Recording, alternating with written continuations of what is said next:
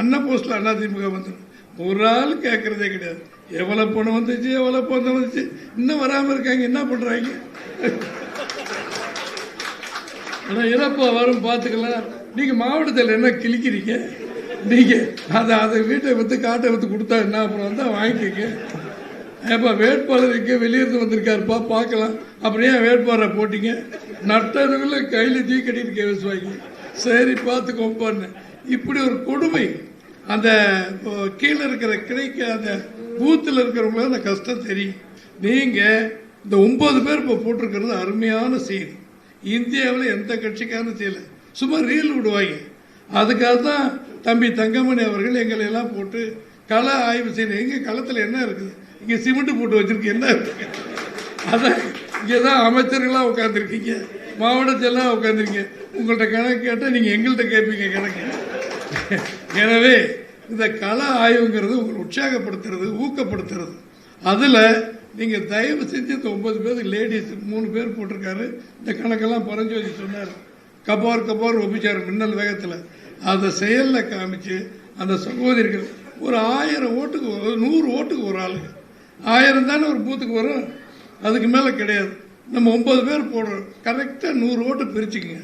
100 ஓட்டை மட்டும் அவன் கையில் வச்சுக்கிட்டு, ஏம்மா ராமலட்சுமி வந்தியா, ஜானகி அம்மா வந்தியா, ராமலட்சுமி வந்தியா போனேன்னு பேரை மட்டும் கேட்டுக்கிட்டு செத்தான் போனேன். எத்தனை ஓட்டு நம்மளுக்கு கேட்டா புள்ளி விவரத்தக்க 24 மணி நேரத்தில் நமக்கு அந்த ஓட்டு இருக்கா இல்லையா நமக்கு தெரிஞ்சு. அதை மட்டும் நீங்க செய்யுங்க. நம்மள கூட்டணி விஷயம் மற்ற விஷயங்கள்லாம் எடப்பாடியார் அவர்கள் நான் பார்த்துக் கொள்கிறேன்னு சொல்லிட்டார். தங்கமணி ஐயாவை என்னைய கூப்பிட்டார்.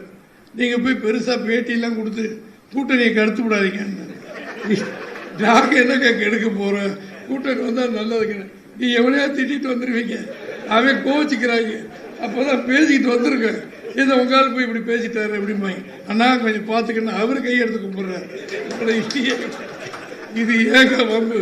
நாங்க நிருபங்களே பார்க்கறது இல்லைன்ட்டு இப்ப எங்களை வரும்போது நீட்டுறாங்க மைக்க. வணக்கம் ஐயா, வணக்கம் ஐயான்னு இருப்பாங்க. அவங்களுக்கு பரபரப்பா சொல்லணும், அவங்களுக்கு செய்தி வரணும். இங்க சொன்னாங்க எங்களை கட்சி விட்டு நீக்கிடுவார் எடப்பாடியார். இப்படி ஒரு கொடுமை போய்கிட்டு இருக்கு.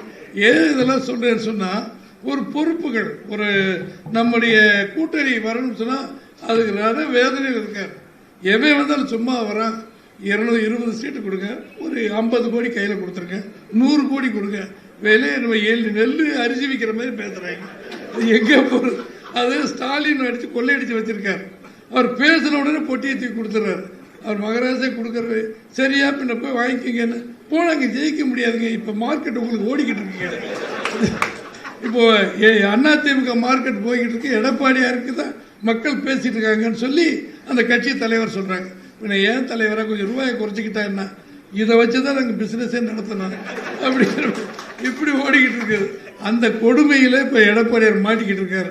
அந்த ரணவேதனை ரத்தத்தில் அப்படி சுற்றி வலிச்சு போட்டுட்டு அதோட இப்போ பெரட்டிக்கிட்டு வச்சுக்கிட்டு பேசிக்கிட்டு இருக்காரு. நல்ல செய்தி வரும். இந்த நாடு உருப்பட வேண்டும் சொன்னால் அதிமுக கழகம் வெற்றி பெற வேண்டும். அதை எம்ஜிஆர் அவர்கள் அம்மா அவர்கள் செஞ்சாங்க. அவங்க எம்ஜிஆர் ஐயா 50 வருஷம் உழைச்சு சினிமாவில் நடிச்சு அவர் புகழ் பெற்று எங்க பார்த்தாலும் எம்ஜிஆர் எங்க வீட்டு பிள்ளைன்னு சொல்லி 72ல் நான் தொண்டேன். 20 வயசு 22 வயசு இருக்கு. அப்ப பாத்தீங்கன்னா ரெட்டலைன்னு ஒரு ரேடியோவில் சொன்னாங்க. காலையில பேப்பர்ல வந்துச்சு. அவவே கறி எடுத்து கிறுக்கி ரெட்டலையே போட்டுக்கிட்டான். மரத்துல இருந்து இலையை போட்டுக்கினா அவன் ரெட்டலைன்னு போட்டுக்கிட்டான். காசு ஒருத்தன்னு கொடுக்கல. பார்த்தா 1,62,000 ரோட்ல எம்ஜிஆர் ஐயா ஜெயிக்கிறாருங்க திண்டுக்கல்ல. அப்போ இந்திரா காந்தி பிரதமர், கருணாநிதி முதலமைச்சர், காமராஜர் உயிரோடு இருக்காரு, பெருந்தலைவர் பூரா இருக்காங்க, யாரும் சாகாம. அவ்வளவு பேர் அடிச்சு தூள் பரப்பிட்டு தர்மத்தின் வாழ்வதனை சூதுக்கவும் தர்மம் வெல்லுகிற முறையில எம்ஜிஆர் ஜெயிச்சு வந்தார். அவர் தொடர்ந்து இருக்கிற வரைக்கும் கருணாநிதி வியாபாரம் ஒன்றும் எடுபடலையே. 3 முறை தோத்துட்டாரு. அவர் என்ன, அவர் தான் திமுக வளர்த்தாரா? உதயநிதி ஸ்டாலினுக்கு வரலாறு தெரியுமா? இங்க இருக்கிற சின்ன பிள்ளைகள் இளைஞர்கள் வேணுங்கிறோம். கொஞ்சம் வரலாறு தெரிஞ்சுக்க தம்பிக்கலாம். அண்ணா திமுக ஆரம்பிச்சது 1949 அண்ணா அவர்கள்.